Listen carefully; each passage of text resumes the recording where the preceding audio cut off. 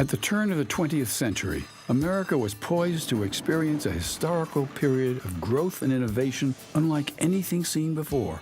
In 1903 alone, we witnessed the first flight of the Wright brothers at Kitty Hawk. Jack London released The Call of the Wild, and the Boston Red Sox won the first Baseball World Series. As the Canadian Northern Railroad pulled into Warroad, Minnesota on a cold day in January of 1904, surely no one realized how one of the passengers on that train would plant the seed of something great.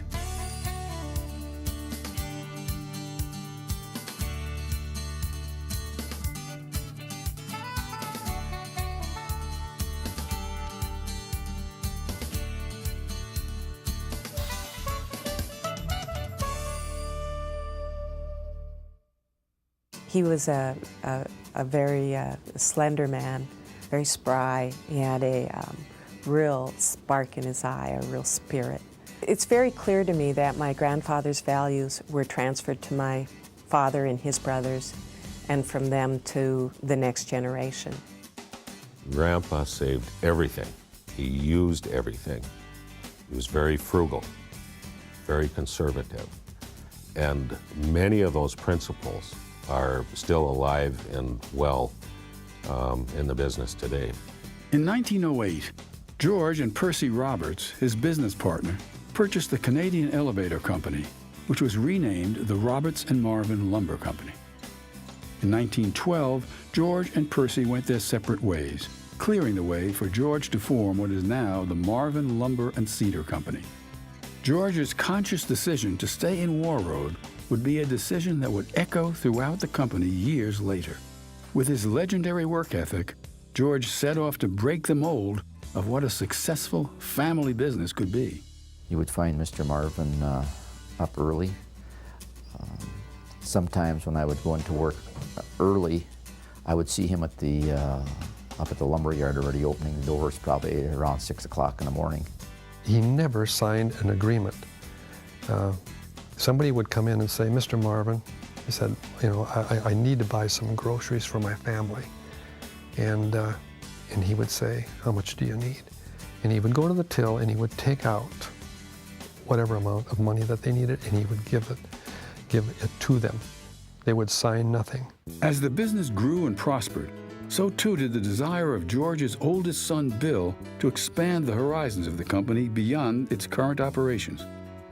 Inspired by the handiwork of a lumberyard employee named Harry York, Bill decided to take a proposition to his father, which began with a request for a new 3-horse DeWalt saw. Harry York said that, you know, we can make frames during the winter and sell them then in the spring. And he kind of had a knack for making things on a DeWalt saw. It wouldn't be the last time Bill tried to expand the operations of the company. You could imagine George's surprise when, upon returning home from a stay in the hospital, he learned that not only had Bill ordered a double-end tenon, he had to remove part of a wall to install it. And he said, now what would you rather have, that double-end tenoner or a new elevator, which we need? The unsaid question was, you better damn well be right.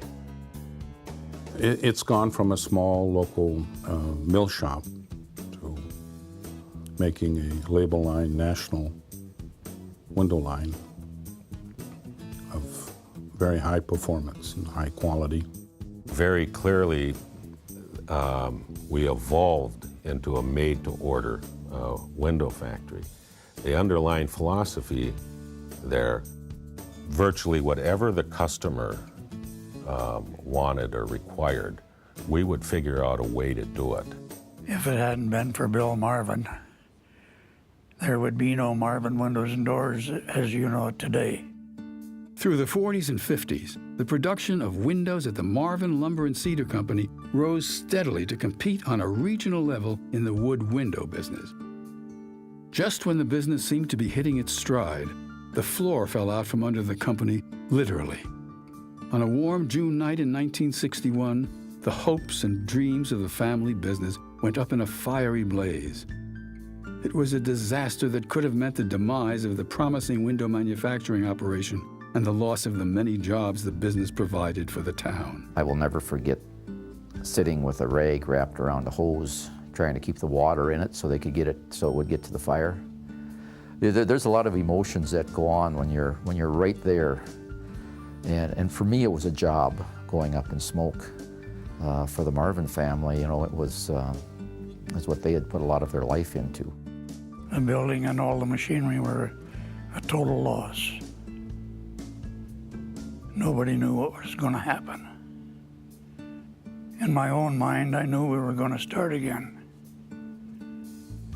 I just knew it. I can remember sitting in a meeting with my father and my uncles, and my Uncle Tut said, "By God, this is home. I'm staying here if I have to dig ditches to make a living." And if you think about that, that in itself is the commitment to the community. My father, who was in his 70s or 80s at the time, said, "We'll start tomorrow and we'll build it bigger and better." And that's what happened. And rebuild they did. With a clean slate to work with, there was enough room on the new site of the plant to expand well into the future. With that expansion would come many innovations, both in the window industry and to the business world in general. For many years, Marvin has been a pioneer, from outfitting a coal truck to deliver windows to customers to the development of made-to-order manufacturing.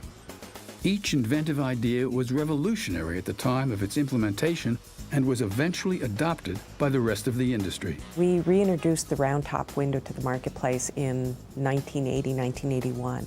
We made a display and took it to the National Association of Home Builders that January and set up one unit. It brought tremendous interest to our booth, including all of our competitors who laughed and chuckled. But it changed the face of residential housing in the United States. Well, when Marvin came out with custom windows, of which the round top is a symbol, it allowed windows to reinstate themselves as a leading design feature in a home or in a commercial building. Although impressive, a successful company cannot be measured by innovation alone. The real story behind the success lies in the character of the extended Marvin family. I think myself and a lot of people in our company work for our company as if they're a part of the Marvin family. It's our business, and we make a difference, and we're allowed to do our jobs and work hard, and we're also expected to knock down the roadblocks, make it better, make it easier for our customers to do business with us, to help us increase sales.